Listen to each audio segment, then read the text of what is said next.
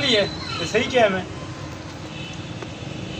देखो ये मैंने झूठा बना दिता ओए वीरे ਸਾਨੂੰ ਪਤਾ ਹੀ ਨਹੀਂ ਹੈਗਾ ਵੀਰੇ ਇਹਨਾਂ ਨੇ ਮੈਨੂੰ ਝੂਠਾ ਬਣਾ ਦਿੱਤਾ ਹੀ ਇਹਨਾਂ ਦੇ ਕੰਮ ਦੇਖਾ ਅਸੀਂ ਗੱਪਸ਼ਪ ਲਾਣ ਆਉਂਦੇ ਆ ਜੀ ਤੇ ਸਰ। ਸਾਨੂੰ ਝੂਠਾ ਬਣਾਈ ਫਿਰਦਾ ਭਈਆ ਸਾਨੂੰ ਪਤਾ ਹੁਣ ਹੀ ਨਹੀਂ ਇੱਕ ਗਾਣਾ ਸੁਣਨਾ ਹੈ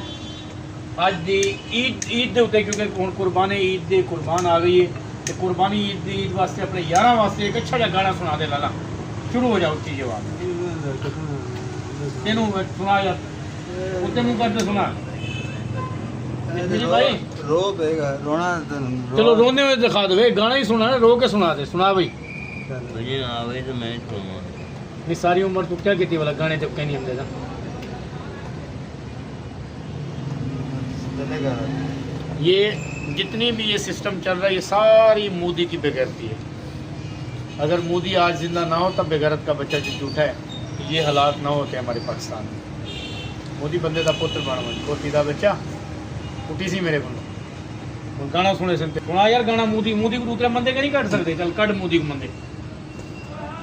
बंदे तो कटो यार कट हो की बात क्या है? कट दे क्या ही ना हाँ क्या है कौन कंजर है मोदी और तुसी कहते उधर भी दिखाओ लला मुझे कंजर है दल्ला है लूसी है बड़वा है बड़वा है मोदी बहन जो कश्मीरी भाई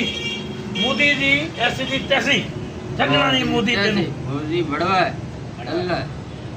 और की है कुत्ता कुत्ता है मोदी कुत्ता कुत्ता कुत्ता कुत्ता है मोदी पाकिस्तानी अवाम जिंदाबाद ਇਹ ਰਾਈਫਲ ਜਿਹੜੇ ਤੂੰ ਭੇਜੇ ਨੇ ਨਾ ਮੋਦੀ ਦਾ ਬੱਚਾ ਦੱਸ ਇਹਨਾਂ ਨੂੰ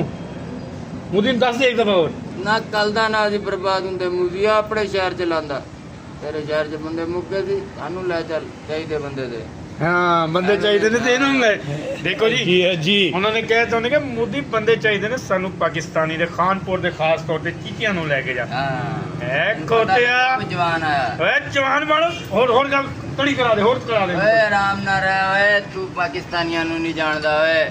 ਜੇ ਆਪਣੀ ਤੇ ਆ ਜਾਣ ਤੇ ਲਾ ਇਲਾਹਾ ਇਲੱਲਾ ਮੁਹੰਮਦ ਪਾਕ ਰਸੂਲ ਅੱਲਾ ਜਿੱਤੇ ਮਰਜ਼ੀ ਸਿਰ ਦੇ ਦੀਏ